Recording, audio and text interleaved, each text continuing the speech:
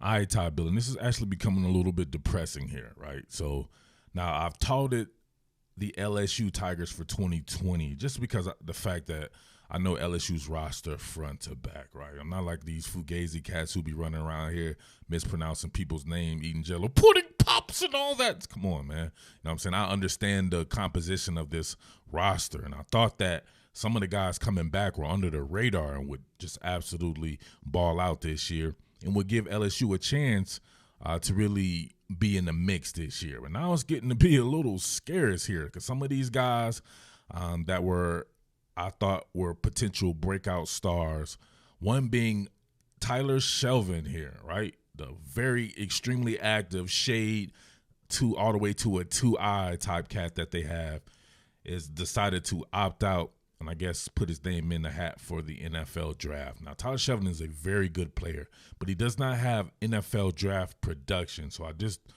don't necessarily understand that.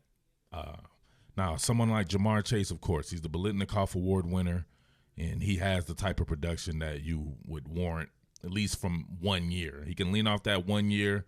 I even thought that he could come back and add some stuff to his game, but from a business standpoint, he's already put it out there. He's laid. But a guy like Tyler Shelvin, I thought was going to have a huge year. You got a big grizzly bear like him, and you put him next to a guy like Siaki Ika, the Polynesian polar bear himself. And I was like, man, those guys are going to absolutely get after it. Two big-ass, athletic, over 330-pound cats really getting after it, showing it. Reminded me of the old school LSU back in the day when they used to specialize in interior defensive linemen, along with a rotational piece like Glenn Logan, right? A guy that I like. But, man, you lose a Neil Farrell. TK McClendon today decides to transfer, and the shit gets a little scarce to try to think, like, who could they even line up if a couple of these guys were to get injured, right? I think about a young cat like Jacoby and Guillory. He's going to have to put his big boy pants on right now and absolutely get after it. He's going to be counted on, right? And these guys could have been more of a luxury before. Now he will be counted on. Maybe Trevez Moore. I don't know. I just don't know. I just don't understand why Tyler Shelvin has done this. Right now, if it's for COVID reasons, like I said before, I have no qualms about that. I will continue to say this from here to the end of time.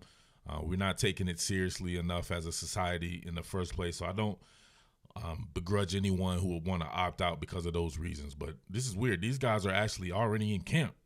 They didn't do it before the season like a lot of these guys who had those concerns. But are you going to go to camp and then say that you're concerned about that? I don't know. I don't know what his reasoning is. I've heard some other stuff on the front from Jamar Chase beyond COVID-related problems that probably won't come out from him, but I got it from a tried and true source there. We'll talk about that at another time, but the Tyler Shelvin thing kills me because I thought he was going to put his name on the map and he could perhaps move himself into a late first-round pick or something like that. Maybe he can still do that, but it's going to be hard to do that just resting on your laurels with what you put on tape before. Now, he has some really good tape. There's no doubt about that. When you break it down, there's always going to be a need for big interior defensive linemen in the NFL. He'll test well, but I don't know, man. I don't know, man. There's still a ton of talent there at LSU across the board, but it's getting to the point now to where, like, you're getting real scarce there as far as elite talent goes. But we'll see next man up, like I said before, Siaki Ika. And, yeah, man, Glenn Logan. You've been there. I feel like Glenn Logan has been there for 45 years. So Glenn Logan, it's time for him to step up as well. But I don't know. Let me know what you think about this top billing. But this is not a good one right here, man. And I don't know. I just don't like this one, man. Matter of fact, man, I'm out.